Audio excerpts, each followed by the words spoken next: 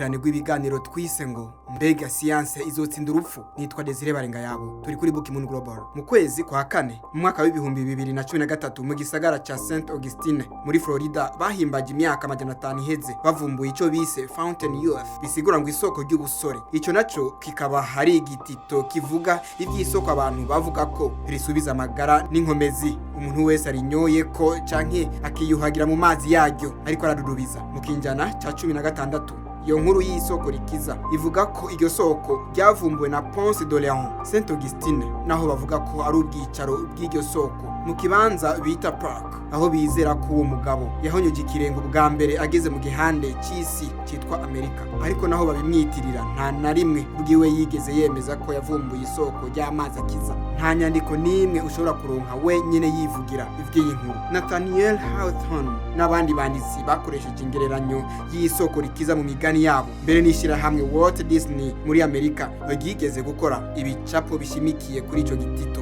Imigani itagira uko ingana bene iyo yarazungurutse isi yose mu myaka ibihumbi n'ibihumbi, yanditswe na Herodote. Muri yo harimo inkuru za Alexandre Mukuru n'inkuru za Prester John, umuntu yabaye rurangiranwa mu Burayi uhereye mu kinjana ca 12 ukageza mu kinjana ca 16. Ibitito nk'ivyo bisanga kandi no mu bantu bakomotse mu mazinga ya Karayibe bavuga ko ivy'ubushobozi bw'amazi yo mu gihugu ca Bimini, igihugu kizwi gusa mu bitito. Ingorane y'ayo mazi asubiza itoto nuko abantu banywa ayo mazi y'igitangaza kandi bakayoga n'ubu babandanya gusaza, kugwara, mbere no gufa. Naho abantu amajana n'amajana yabamukira rugendo bashengerera iryo soko ry'ubusore rya St. Augustine imyaka n'imyaka, amagara yabo ntiyigeze atora koyoka na gato. Imiliyoni n'imiliyoni z'abantu kw'isi babandanya kwironderera amasoko yo kubagira abasore ibihe bidashira, haba mu gukoresha imfungurwa z'ibimera, kwihambirira ku myimenyerezo ngororamubiri, kugira ivyiyumviro bitomoye canke kwisiga amavuta ahanagura iminkanyari. Twese twifuza ikintu cyo tuma tubandanya kugira ubuzima kandi bukabandanya bufise itoto. Muri buri muntu wese hari icivuzo cyo kuramba, kugira amagara meza, kunezerwa. Kumbure twoba twifuza ubuzima burengesereye bushoboka. Ubushakashatsi bwa vuba ku vyerekeye imibereho bwerekanye ko gukurikiza amategeko y'umushinge y'intungamagara ibi bishobora kongereza ubuzima bwacu imyaka 7 canke irenga, ariko iyo myaka ni iki ugereranije n'amateka y'ikiremwa muntu? Ibi bidushikana kuri kimwe mu bibazo bikomeye by'ubuzima. Hoba hariho isoko ry'ubuzima budasaza rifise amazi azonyura icifuzo cacu cyo kubaho ibihe byose mu mitima yacu. Turinana turondera umuti w'indwara, ububabare n'agahinda gahindisha umushitsi y'isi yacu. Twifuza umuti w'indwara ibiza n'urupfu. Inkuru y'ubuzima irakomeye cyane ku mibereho y'umwana w'umuntu. Ibi bimutera kubaho ibihe byose arondera uko yohunga urupfu. Akoresha ubuhinga n'ubushakashatsi butandukanye, agerageza kurondera hirya no hino ivyo mutera kudasaza no kudafa.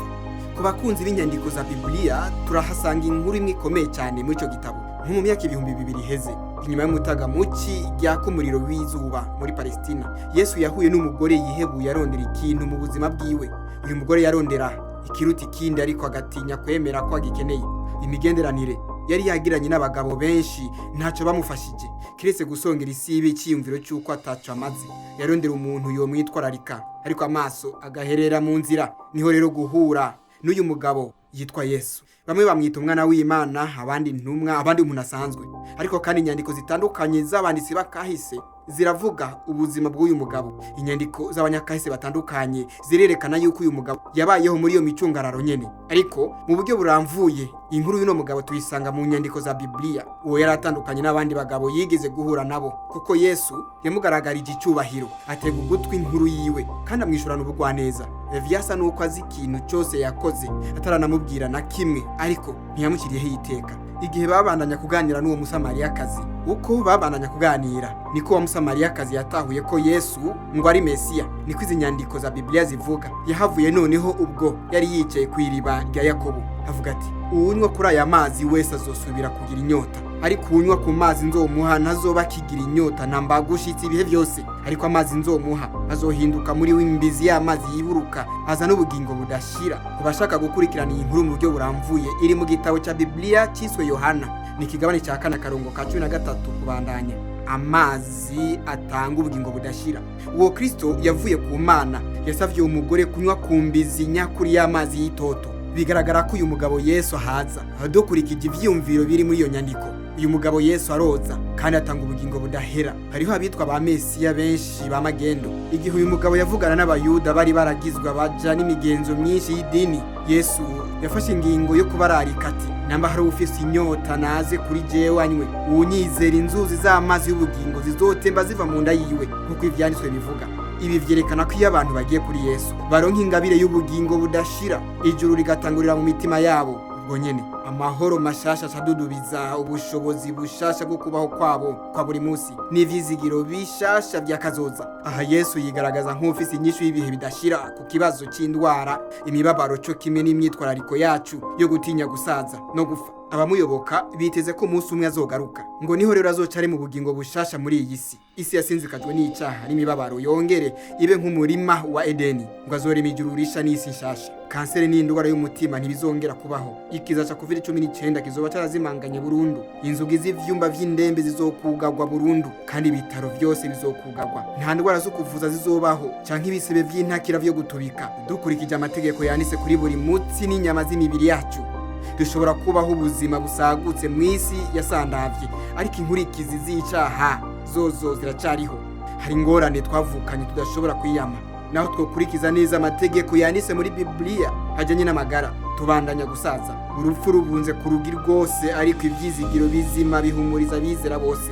Kandi gihari nuko umunsi mwiza uzoza ngo randurane n'imizi kino kibazo. Aya majambo ndayavumye mu vyumviro vyanditse muri Biblia igihe Paulo yandikira Tito. Ni igitabo cyitwa ngo Tito ikigabane cya 2 akarongo ka 13. Ivyuko Yesu azoza gutora abantu abashire mu ijuru canke muri ino si, hama baheze babeho ibihe bidashira atagufa. Ibiho Paulo yavyise ngo ni ivyizigiro vy'amahigwe. Ivyizigiro vyo kugaruka k'uyu Yesu ni ubwiza bw'ubuzima budahera burerura imitima y'abamwizeye, hama bikongera bikazana amagara meza. Mu gihugu cya Leta Zunze Ubumwe za Amerika, umugabo rurangiranwa wo muri Michigan yitwa Uncle Johnson yapfuye afise imyaka 120.